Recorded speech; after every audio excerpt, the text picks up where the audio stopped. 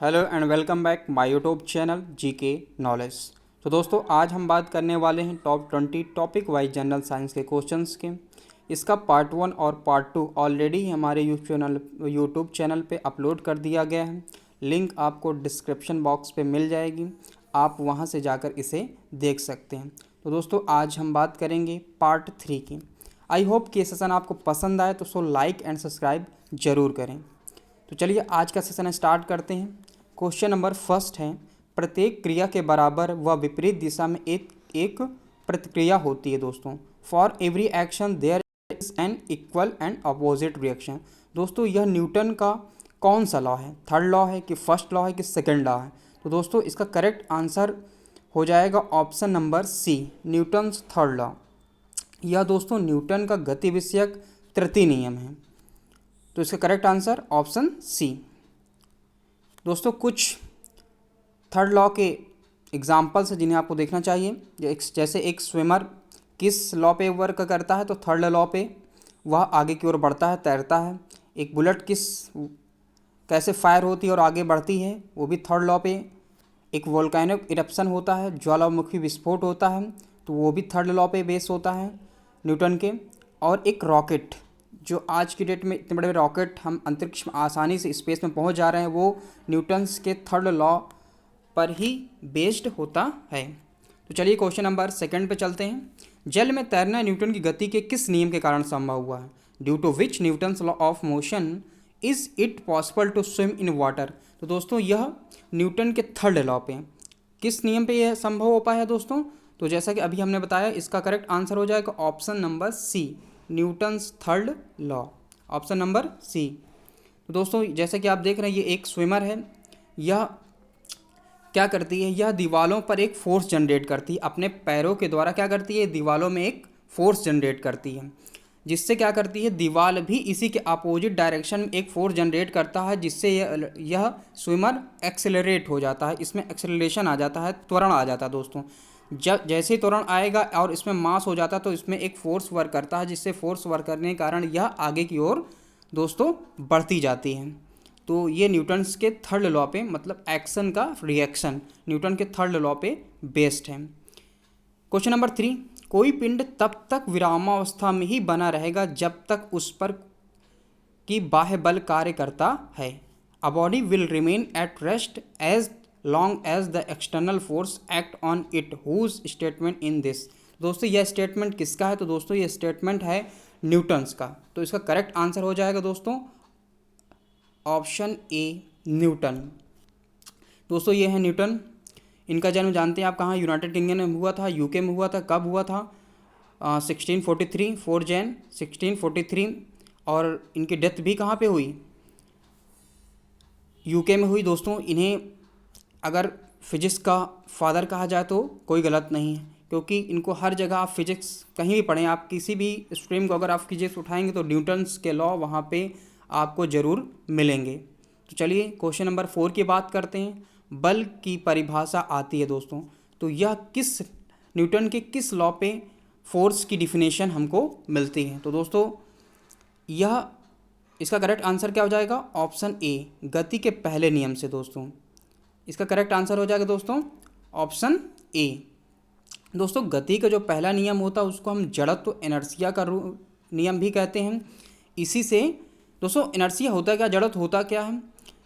Newton का जो first law है वो कहता है क्या कि यदि कोई भी बॉडी अगर रेस्ट में है तो वो रेस्ट में ही रहेगी, अगर वो मोशन में है दोस्तों तो वो मोशन में ही रहेगी, जब तक उसकी स्टेट में तब तक परिवर्तन नहीं होगा। कब तक नहीं होगा? जब तक उसमें कोई भी एक्सटर्नल फोर्स ना लगाया जाए। तो यह दोस्तों है न्यूटन का फर्स्ट लॉ। तो न्यूटन की इसी नियम से ही क्या कहते हैं, बल की परिभाषा जनरेट होती है। तो इसका करेक्ट आंसर हो जाएगा ऑप्शन ए, गति के पहले नियम से। दोस्तों न्यूटन से फर्स्ट लॉ के कुछ एग्जांपल्स हैं जिन्हें आपको देखना चाहिए। ये एक बॉडी है जो स्थिर है, अगर हमें इसको एक स्थान से दूसरे स्थान ले जाना होगा तो इस पर हमें एक फोर्स जनरेट करना होगा, जिससे यह आगे की ओर बढ़ेगी। एक फुटबॉलर होता है, फुटबॉल ज़मीन में जब तक रखी तब तक स्थिर है। जैसे इस पर किक किया जाता है, एक फोर्स लगाया जाता है, यह मोशन की स्टेज में आ जाती है। दोस्तों एक एरोप्लेन किस बेस पे भी काम करती है? एक एरोप्लेन भी न्यूटन के फर्स्ट लॉ पे वर्क करती है। एक रॉकेट अगर आपकी रेस्ट स्टेज पे है तो भी वो फर्स्ट लॉ पे वर्क करता है। तो क्वेश्चन नंबर 5, किसी पिंड उस गुणधर्म को क्या कहते हैं जिससे वह सीधी रेखा में विराम या एक समान गति की स्थिति में किसी भी परिवर्तन का विरोध करती? What is the property of a body called by which it oppose any change in the state of rest और uniform motion in a straight line? तो दोस्तों इसका करेक्ट आंसर हो जाएगा ऑप्शन नंबर बी, जड़त्व, इनर्शिया।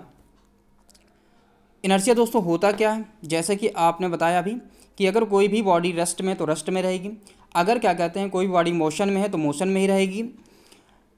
अगर हम इसकी स्टेट को चेंज करेंगे तो यह उसका क्या करेगी, उसको अपोज करेगी और अपनी पुरानी वाली स्टेट में आने की कोशिश करेगी। फॉर एग्जांपल के लिए देखते हैं, आप कार चलाते हैं, कार में बैठे होते हैं और अचानक से जब आपको ब्रेक लगाते हैं तो आप क्या करते हैं, आगे की ओर झुक जाते हैं। या दूसरा एग्जांपल देखें कि बस से आप जा रहे हो, अगर आपको बस से उतरना है तो कहा जाता है कि बस जिस डायरेक्शन में जा रही हो आप उसी डायरेक्शन में थोड़ी देर क्या करिए, दौड़िए। तो इससे क्या होगा, इससे आप रेस्ट में आ जाएंगे और आपको चोट लगने की संभावनाएं कम हो जाएगी। तो क्वेश्चन नंबर 6, न्यूटन के पहले नियम को भी कहते हैं। दोस्तों पहला नियम जैसा कि आप सभी जानते हैं, न्यूटन का फर्स्ट लॉ बॉडी की स्टेट और मोशन पे डिपेंड है। तो दोस्तों न्यूटन की जो फर्स्ट लॉ उसको हम जड़त्व का नियम, लॉ ऑफ इनर्शिया भी कहते हैं। तो इसका करेक्ट आंसर हो जाएगा option number B. Question number 7 की बात करते हैं, गाड़ी खींचता हुआ घोड़ा किस बल के कारण आगे बढ़ता है? Due to which force does a horse pulling a cart move forward? दोस्तों एक घोड़ा गाड़ी होती है जिसको कहते हैं हॉर्स कार्ट बोलते हैं, वो किस बेस पे काम करती है? तो दोस्तों तो न्यूटन के थर्ड लॉ पे भी काम करती है। तो होता क्या है इसमें, इसमें जो अर्थ होती है, अर्थ जो होती है वो क्या करती है, घोड़े की, जैसे कि इस स्लाइड में हम देख रहे हैं कि ये अर्थ है, इस पे हॉर्स चल रहा है। तो जब ये चलता है तो ये पृथ्वी पे क्या करता है, एक फोर्स जनरेट करता है। तो उतनी ही मैग्नीट्यूड का फोर्स अर्थ इस पे जनरेट करती है, जिससे इसे क्या मिलता है, फोर्स मिलता है। और यह फोर्स मिलेगा और यह क्या कर जाएगा, एक्सेलरेट कर जाएगा, जिससे क्या होगा, यह एक्सेलरेट करेगा और एक्सेलरेट करने के बाद यह आगे, इसमें एक्सेलरेशन आ जाएगा, त्वरण आ जाएगा दोस्तों। तो जब त्वरण आएगा तो यह आगे की ओर बढ़ेगा। तो इसका करेक्ट आंसर हो जाएगा दोस्तों ऑप्शन नंबर डी, पृथ्वी द्वारा घोड़े के पैरों पर आरोपित बल, from the force exerted by the earth on the feet of the horse. तो इसका करेक्ट आंसर हो जाएगा option number D. Question number 8 की बात करते हैं, चलती हुई बस जब अचानक ब्रेक लगती है उसमें बैठे हुए यात्री आगे की दिशा में गिरते हैं, इसको किसके द्वारा समझाया जा सकता है? When a moving bus suddenly applies brake the passenger setting in it fall in the forward direction, this can be explained by. दोस्तों यह न्यूटन का पहला नियम, जैसा कि आपने अभी देखा है, तो न्यूटन का पहला नियम जड़त्व को नियम से कहते हैं, लॉ ऑफ इनर्शिया कहते हैं। तो यह न्यूटन के फर्स्ट लॉ के कारण पॉसिबल हो पाया है। जैसे कि आप ये देख रहे हैं, ये एक व्यक्ति हैं, बैठे हैं, अचानक से ड्राइवर ने ब्रेक मारी और ये क्या किए, पीछे की ओर झुक गए या आगे की ओर झुक गए। ये बस में लोग बैठे हैं, बस जा रही और अचानक से ड्राइवर ने ब्रेक मारा और ये सभी लोग क्या हो गए, आगे की ओर झुक गए। तो ये किसकी वजह से पॉसिबल हो पाया दोस्तों? न्यूटन के फर्स्ट लॉ की वजह से। तो क्वेश्चन नंबर 9, रॉकेट किस कार्य प्रणाली पर कार्य करता है? On what principle in the working of rocket based? तो न्यूटन के फर्स्ट लॉ पे वर्क करता है कि न्यूटन के सेकंड लॉ पे कि न्यूटन के थर्ड लॉ पे? तो दोस्तों इसका करेक्ट आंसर हो जाएगा ऑप्शन ए, न्यूटन के थर्ड लॉ पे रॉकेट काम करता है। दोस्तों अगर इसको हम देखें समझें तो न्यूटन का थर्ड लॉ क्या कहता है? For every action there is an equal and opposite reaction. अगर हम इस क्वेश्चन की बात करें अकॉर्डिंग टू द क्वेश्चंस, दोस्तों होता क्या है, व्हेन अ रॉकेट, जो रॉकेट होता है दोस्तों, when a rocket uses gases, जो इसमें गैस निकल रही दोस्तों, ये सारी गैसेस निकल रही हैं फ्रॉम ग्राउंड, ग्राउंड पे क्या करता है, गैसेस निकालता है एट वेरी हाई वेलोसिटी। जो गैस की वेलोसिटी होती है बहुत तेज़ होती है। आप जैसे कि देखते हैं कि जो गैस की वेलोसिटी है बहुत ज़्यादा तेज़ होती है। हेंस दोस्तों होता क्या फिर, there is an equal and opposite reaction, जब यह गैस बहुत तेज़ी से क्या करती है, अर्थ पे फोर्स जनरेट, मतलब बहुत ज़्यादा वेलोसिटी के साथ क्या करती है, फोर्स जनरेट करती है। तो अर्थ भी क्या करता है, इस पे एक फोर्स जनरेट करता है, जिससे क्या होता है, यह बहुत तेज़ी के साथ आगे की ओर, भाई देखिए वेलोसिटी में चेंज होगा तो एक्सेलरेशन आएगा, बहुत तेज़ी की ओर या आगे की ओर भागता है। दोस्तों जो रॉकेट का एक्सेलरेशन होता है वो डिपेंड करता है तीन चीज़ों में, थ्री मेजर फ्रैक्शन में। द एक्साउटेड वेलोसिटी, जो वेलोसिटी निकलती है उसमें से गैसों के द्वारा, जो दोस्तों बहुत तेज़ी के साथ क्या निकलती है, वेलोसिटी निकलती है, उस पर डिपेंड करता है। The rate the exhausted is ejected, मतलब जो गैस किस रेट से निकल रही बाहर है, मतलब कितनी तेज़ी से निकल रही है। मास ऑफ द रॉकेट, मतलब दोस्तों, और लास्ट जो बात होती है वो क्या होती है, रॉकेट का मास क्या है, रॉकेट का द्रव्यमान कितना है। इन तीन चीज़ों में जो उसका एक्सेलरेशन होता है वो दोस्तों वो डिपेंड करता है, क्योंकि जितना ज़्यादा एक्सेलरेशन होगा वह उतनी ज़्यादा गति से क्या होगा, स्पीड से आगे की ओर बढ़ेगा। और जितना कम मास होगा ये भी डिपेंड करता है, क्योंकि F इक्वल होता है m/a। तो जितना अधिक फोर्स होगा, जितना अधिक मास होगा, और जितना अधिक क्या होगा दोस्तों, एक्सेलरेशन होगा, उतना ज़्यादा उसमें क्या करेगा, फोर्स लगेगा। तो दोस्तों किस लॉ पे वर्क करता है यह, न्यूटन के थर्ड लॉ पे। इसका करेक्ट आंसर हो जाएगा option A, Newton third law. दोस्तों अगर हम बात करें रॉकेट किस प्रिंसिपल, अक्सर परीक्षाओं में पूछा जाता है कि जो रॉकेट होता है वो न्यूटन के थर्ड लॉ पे तो वर्क करता है, बट अगर हम इसकी प्रिंसिपल की बात करें तो ये किस प्रिंसिपल पे वर्क करता है। तो दोस्तों इसका करेक्ट आंसर हो जाएगा कंजर्वेशन ऑफ मोमेंटम। दोस्तों यह मोमेंटम के कंजर्वेशन पे वर्क करता है, उस प्रिंसिपल पे। कंजर्वेशन ऑफ मोमेंटम होता क्या है दोस्तों, यम भी होता मोमेंटम होता है, जैसे संवेग कहते हैं, ये होता है m1v1 इक्वल क्या होता है, m2v2। तो किस प्रिंसिपल पे वर्क करता है, कंजर्वेशन ऑफ मोमेंटम। तो क्वेश्चन नंबर 10, अश्व मतलब घोड़ा यदि एकाक चलना प्रारंभ कर दे तो अश्वारोही गिरने की आशंका का कारण है। If the horse start walking suddenly there is a reason for the possibility of the equestrian falling. दोस्तों क्या होती है आशंका, क्या होती है, गिरने की आशंका होती है। उसका कारण क्या होता है दोस्तों, तो उसका कारण होता है विश्राम का जड़त्व, रिलैक्सेशन इनर्शिया। दोस्तों क्या होता है कि जब हम घोड़े पे बैठे होते हैं तो हम विराम की अवस्था में होते हैं, रिलैक्सेशन की स्थिति में होते हैं, और अचानक से जब हॉर्स मूविंग स्टेज में आ जाता है दोस्तों, तो वो क्या करता है, वो आगे की ओर बढ़ता है। और चूंकि हम रेस्ट में थे तो हम क्या करते हैं, हम पीछे साइड झुकते हैं, जिससे क्या होता है, गिरने के चांसेस बने रहते हैं। चूँकि दोस्तों क्या करता है, विश्राम का जड़त होता है इनर्शिया, वो कहता है कि अगर कोई भी बॉडी रेस्ट में तो रेस्ट में ही रहेगी, अगर कोई बॉडी मूविंग स्टेज में तो मूविंग स्टेज में ही रहेगी, जब तक उसमें कोई एक्सटर्नल फोर्स ना लगाए, क्योंकि वह अपनी पोजीशन, अपनी स्टेट का क्या करती है, चेंजेस का क्या करती है, वो अपोज करती है, विरोध करती है। इसलिए इसका करेक्ट आंसर हो जाएगा ऑप्शन नंबर 3, विश्राम का जड़त्व, relaxation inertia. Question number 11, cricket का खिलाड़ी तेज़ी से आते हुए बॉल को क्यों हाथ, मतलब जब भी आप क्रिकेट खिलाड़ी को आप देखते होंगे, जैसे ये क्रिकेट के खिलाड़ी है दोस्तों, कि जब ये कैच लेता है तो यह अपने हाथों को पीछे की ओर क्या करता है दोस्तों, खींचता है। वो ऐसा क्यों करता है दोस्तों, तो वो ऐसा इसलिए करता है क्योंकि वह चाहता है कि ये बॉल जो कि मूविंग स्टेज में है, इसमें वेलोसिटी भी है, इसमें एक्सेलरेशन भी है, यह क्या आ जाए दोस्तों, यह रेस्ट में आ जाए। किस में आ जाए दोस्तों, ये रेस्ट में आ जाए। तो इसका करेक्ट आंसर क्या हो सकता है, बाल विश्राम की स्थिति में आ सकें, ball can come to the rest. तो दोस्तों इसका करेक्ट आंसर हो जाएगा ऑप्शन नंबर, इसका करेक्ट आंसर क्या हो जाएगा, ऑप्शन नंबर ए, बाल विश्राम की स्थिति में आ जाए, ball can come to the rest. दोस्तों क्वेश्चन नंबर 12 की बात करते हैं, बल गुणनफल है दोस्तों। तो क्वेश्चन नंबर 2 को करने से पहले हम न्यूटन का जो सेकंड लॉ है उसको देखेंगे। दोस्तों सेकंड लॉ क्या कहता है, F इक्वल m। यदि किसी बॉडी में क्या है, एक मास है और वो एक्सेलरेट है तो उसमें फोर्स होगा ही होगा। तो दोस्तों बल जो होता है, फोर्स होता है, वो किन दो क्वांटिटी का मल्टीपल होता है दोस्तों। तो इसका करेक्ट आंसर हो जाएगा ऑप्शन नंबर बी, द्रव्यमान और त्वरण, द्रव्यमान और त्वरण, ऑप्शन नंबर बी। तो नेक्स्ट स्लाइड में चलते हैं दोस्तों। ये देखिए, ये है second law of motion, Newton का सेकंड लॉ ऑफ मोशन। तो दोस्तों जैसे देख रहे हैं F इक्वल होता है m is to A, mass is to acceleration, velocity, acceleration, momentum and force are a vector quantity. आप सभी अभी इसके अगर इसके पार्ट 2 की बात करेंगे उसमें हमने सारी चीज़ें बहुत बारीकी से समझा दी है कि वेलोसिटी, एक्सेलरेशन, मोमेंटम ये स्केलर क्वांटिटी हैं कि वेक्टर क्वांटिटी हैं। तो दोस्तों ये क्या है, सब वेक्टर क्वांटिटी हैं। क्वेश्चन नंबर 12 हो चुका। 13, जब कोई व्यक्ति चंद्रमा पर उतरता है तो उसके शरीर में उपस्थित, मतलब उसमें जब भी कोई व्यक्ति क्या करता है, अर्थ से स्पेस में जाता है, वहाँ पे स्पेस में मून में जाता है, तो उसकी बॉडी में क्या चेंजेस होते हैं दोस्तों।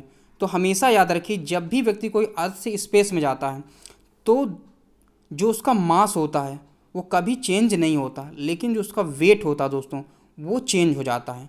तो इसका करेक्ट जो आंसर हो जाएगा वो भार घट जाता तथा मात्रा अपरिवर्तित रहती है। Weight decrease and quantity remain unchange. दोस्तों मास, द्रव्यमान जिसे कहते हैं, वो कभी भी चेंज नहीं होता। तो इसका करेक्ट आंसर हो जाएगा ऑप्शन बी, भार घट जाता तथा मात्रा अपरिवर्तित रहती है। तो दोस्तों ये जैसे देख रहे हैं, ये एक व्यक्ति है जो स्पेस में जाता है, उनमें क्या क्या चीज़ें रखनी चाहिए, क्या क्या सेफ्टी के साथ, वो लोग बहुत, स्पेस में रहना इतना आसान नहीं है, काफ़ी ट्रेनिंग के बाद लोग स्पेस में जाते हैं। तो चलिए क्वेश्चन नंबर 14 की बात करें। यदि हम भूमध्य रेखा से ध्रुवों की ओर जाते हैं तो जी की वैल्यू में क्या चेंजेस आते हैं। If we move from the equator to the pole then the value of g. तो दोस्तों इस स्लाइड में जैसे कि आप देख रहे हैं कि जैसे जैसे हम लोग इक्वेटर से पोल की ओर जाते हैं वैसे वैसे क्या होता है दोस्तों, जी की वैल्यू क्या कर जाती है, the value of G increase as we move from the equator to the pole due to rotation of earth. दोस्तों जब पृथ्वी को आप जानते हैं जो अर्थ होती है वो रोटेट करती है, जब ये रोटेट करती है तो जैसे जैसे आप क्या कहते हैं इक्वेटर से पोल की ओर जाएंगे तो इसकी जी की वैल्यू जो होती है दोस्तों इंक्रीज़ करना शुरू हो जाती है। दोस्तों ये करेक्ट आंसर हो जाएगा। तो जी की वैल्यू में क्या चेंजेस आते हैं, तो दोस्तों जी की वैल्यू जो होती है वो क्या करती है, बढ़ती है। तो इसका करेक्ट आंसर हो जाएगा ऑप्शन ए, बढ़ता है, ग्रो करता है। क्वेश्चन नंबर 15 की बात करते हैं। शरीर का वजन, बॉडी वेट जो होता है दोस्तों किस पे डिपेंड करता है। ऑप्शन ए, पृथ्वी की सतह पर सभी जगह पर एक समान होता है, ध्रुवों पर अधिकतम होता है, विषुवत रेखा इक्वेटर जिसे कहते हैं पे अधिकतम होता है, मैदानों की तुलना में पहाड़ियों पर अधिक होता है। तो दोस्तों ये करेक्ट आंसर हो जाएगा, यह ध्रुवों पर अधिकतर होता है, मैक्सिमम एट द इक्वेटर। जैसे कि इस स्लाइड में हमने देखा कि जैसे जैसे आप क्या कहते हैं इक्वेटर से एक पोल की ओर जाएंगे जी की वैल्यू बढ़ती जाएगी। तो दोस्तों वेट क्या होता है, वेट होता है यम जी। तो जी की वैल्यू अगर इंक्रीज़ करेगी तो वेट भी क्या होगा दोस्तों, बढ़ेगा। इसलिए क्या कहते हैं यह ध्रुवों पर क्या होता है दोस्तों, ये जैसे कि आप देख रहे हैं यहाँ पे जो वेट होता है वो मैक्सिमम होता है, किस पे, पोल पे, और जो इक्वेटर होता है वहाँ पे क्या होता है दोस्तों, मिनिमम होता है। क्यों, क्योंकि जी की वैल्यू वहाँ पे मिनिमम होती है, इसलिए वेट भी क्या होता है, वेट होता है डब्ल्यू बराबर यम जी। तो जी अगर कम होगा तो वेट भी कम होगा, अगर जी ज़्यादा होगा तो वेट भी क्या होगा दोस्तों, जी। तो इसका करेक्ट आंसर हो जाएगा ऑप्शन नंबर बी, ध्रुव पर अधिकतम होता है, is maximum at the pole. Question number 16 की बात करते हैं। अगर हम व्यक्ति पृथ्वी की सतह की तुलना में चंद्रमा में की सतह पर अधिक ऊंचा क्यों उछल जाता है दोस्तों। Why can a person jump higher on the surface of the moon then on the surface of the earth. तो दोस्तों इसका सीधा का कारण है, इसका कारण है जी, ग्रेविटी। चूँकि सर अर्थ में ग्रेविटी की वैल्यू ज़्यादा होती है और जो चंद्रमा में होते हैं वहाँ पर ग्रेविटी ना के बराबर होती है, ना के बराबर होती है दोस्तों, ना के बराबर होती है। इसलिए वहाँ पे क्या होता है, चंद्रमा में गुरुत्वाकर्षण कारण त्वरण पृथ्वी की तुलना में बहुत कम होता है। इसका करेक्ट आंसर हो जाएगा option number C, the acceleration due to gravity in. तो दोस्तों करेक्ट आंसर क्या हो जाएगा, ऑप्शन नंबर सी। क्योंकि मून में दोस्तों क्या जी की वैल्यू क्या होती है, ना के बराबर होगी। जब जी की वैल्यू ना के बराबर होगी तो वहाँ पे जो वेट होगा वो क्या होगा, मिनिमम होगा। क्वेश्चन नंबर 17, 20 kg के वजन को जमीन के ऊपर 1 मीटर की ऊंचाई पर पकड़े रखने के लिए क्या होगा। तो वर्क होता है क्या, फोर्स इनटू डिस्प्लेसमेंट। अगर हम डिस्प्लेसमेंट की बात करें तो फर्स्ट पॉइंट से सेकंड पॉइंट के बीच में जो भी चेंजेस आया है डिस्प्लेसमेंट है। फर्स्ट पॉइंट से सेकंड मतलब मिनिमम क्या है दोस्तों, मिनिमम डिस्टेंस कितनी है। तो दोस्तों अगर हम बात करें यहाँ पे डिस्प्लेसमेंट की, तो यहाँ पे डिस्प्लेसमेंट क्या है दोस्तों, 0 है। तो जब यहाँ पे डिस्प्लेसमेंट 0 है तो इसका यहाँ पे जो वर्क हो जाएगा वो भी क्या हो जाएगा दोस्तों, 0 हो जाएगा। तो इसका करेक्ट आंसर हो जाएगा कि दोस्तों क्या, option D, 0 joule, 0 joule. Question number 18 की अगर हम बात करें, एक व्यक्ति की दीवार को धक्का देता उस पर उसे विस्थापित करने में असफल रहता तो वह करता है, pushes a person wall but fail to displace it, he does. दोस्तों इसका कारण क्या है, डिस्प्लेसमेंट। अगर डिस्प्लेसमेंट 0 होगा तो फोर्स और वर्क जो होता है, फोर्स और डिस्प्लेसमेंट का क्या होता है, गुणनफल होता है, मल्टीपल होता है। तो डिस्प्लेसमेंट यहाँ पे तो 0 है, तो यहाँ पे वर्क भी क्या हो जाएगा दोस्तों, 0 हो जाएगा। तो यहाँ पे कोई भी कार्य नहीं होगा, कोई भी कार्य दोस्तों नहीं है। तो इसका करेक्ट आंसर हो जाएगा ऑप्शन ए, कोई भी कार्य नहीं होगा, ऑप्शन ए। क्वेश्चन नंबर 19, पहाड़ी पर चढ़ता एक व्यक्ति आगे की ओर झुक जाता क्यों, ऐसा क्यों। A persons climbing a hill would leap forward because. ऐसा क्यों होता है दोस्तों, ऐसा होता है वो अपने आप को क्या करना चाहता है, अपने स्थायित्व को बढ़ाने के लिए, मतलब क्या कहते हैं, वो गिर ना जाए, ग्रेविटी को कंट्रोल करने के लिए वह दोस्तों ऐसा करता है। इसको करेक्ट आंसर हो जाएगा ऑप्शन नंबर डी।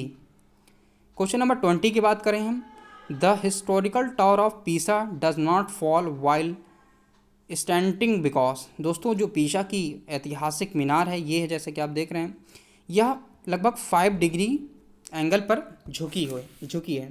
तो ऐसा क्यों है, तो कई सारे साइंटिस्ट इसके बारे में कहते हैं कि इसकी जो नींव है दोस्तों, जो इसकी नींव है, बेसमेंट जो है इसका दोस्तों, उसमें जो मिट्टी है वो एक बहुत बड़ा रोल प्ले करती है। वो इतनी मुलायम है कि पृथ्वी के अंदर जितनी भी, अर्थ के अंदर जितनी भी एक्टिविटी होती है यह उसको क्या करती है, डीएक्टिवेट कर देती है। मतलब वो उसे एक्टिवेट ही नहीं होने देती, मतलब आगे तक बढ़ने ही नहीं देती। तो जैसे आपका भूकंप हो गया, ज्वालामुखी विस्फोट वगैरह हो गया, कुछ भी हो गया, तो वह उस दीवार की नींव तक आ ही नहीं पाते। दोस्तों इस प्रक्रिया को कहते क्या हैं, इस प्रक्रिया को कहते हैं डायनेमिक साइल स्ट्रक्चर इंटरेक्शन। दोस्तों यह इस वजह से यह पीसा की मीनार आज भी झुकी हुई है और अभी तक गिरी हुई नहीं। तो इसका करेक्ट आंसर क्या हो जाएगा दोस्तों, तो इसका करेक्ट आंसर हो जाएगा, इसके गुरुत्व केंद्र से होकर जाने वाली ऊर्ध्वाधर रेखा आधार से होकर नहीं जाती, इसका गलत आंसर है। तो इसका क्या हो, इसका करेक्ट आंसर हो जाएगा ऑप्शन ए, इसके गुरुत्व केंद्र से जाने वाली ऊर्ध्वाधर रेखा आधार से होकर जाती है। तो दोस्तों ये रहे आज के top 20 topic wise general science के क्वेश्चंस। आई होप कि ये सेशन आपको पसंद है, सो लाइक एंड सब्सक्राइब जरूर करें।